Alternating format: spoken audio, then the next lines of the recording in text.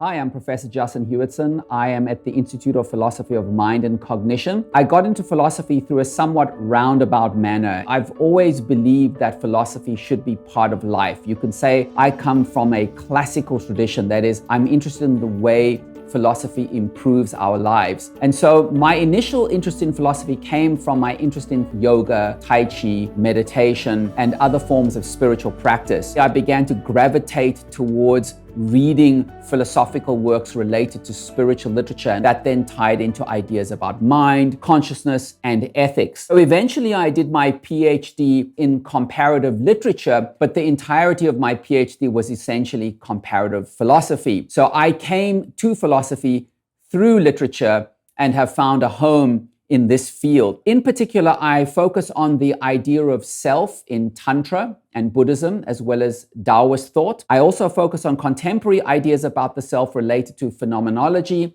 and existentialism. And I love dealing with ancient thought and seeing how it connects with contemporary thought. I believe that this is one of the most important aspects of what we call comparative philosophy, that is comparing the way they used to think in the past to the way people think in the present, and tying that all together through some sort of a logical argumentation. When I teach philosophy, my goal is to be a bridge essentially between East and West, between the past and the present. At present, I'm offering two different courses. Currently, the course that I've just taught dealt with the history of meditation in Indian thought. We went through an entire gamut of different Indian thinkers, but with a particular focus on how they view consciousness and identity. It's this type of classical or ancient approach that allows us to understand contemporary developments in philosophical thought. And it's very exciting for me to see how often these ancient thinkers had ideas, for example, about things like phenomenology, which you might be familiar with. Phenomenology is basically the study of phenomena and how the mind interprets these phenomena, and indeed how the mind interprets itself.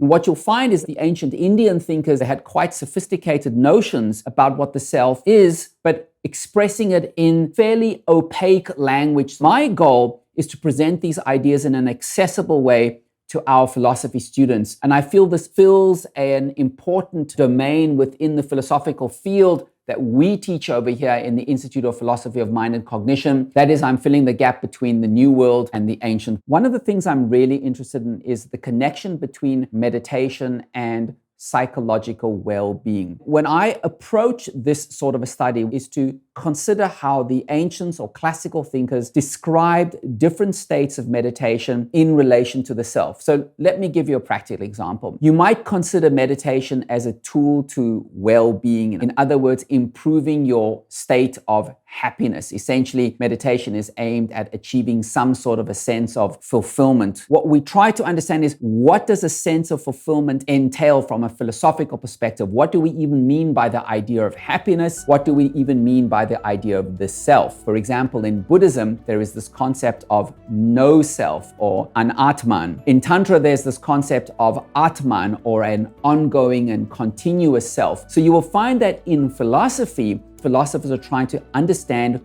whether the self is something that is continuous or whether it changes over time. From a Buddhist and a Tantric perspective, they have very different ideas of what the self is. On the one hand, the self is essentially nothingness because it's always changing, so it has no essence. On the other hand, there's this idea of a permanent self, and that permanent self is somehow a part of an infinite or cosmic self. When you begin to understand these ideas, you realize that different philosophical approaches to the self offer very different views on what it means to be happy.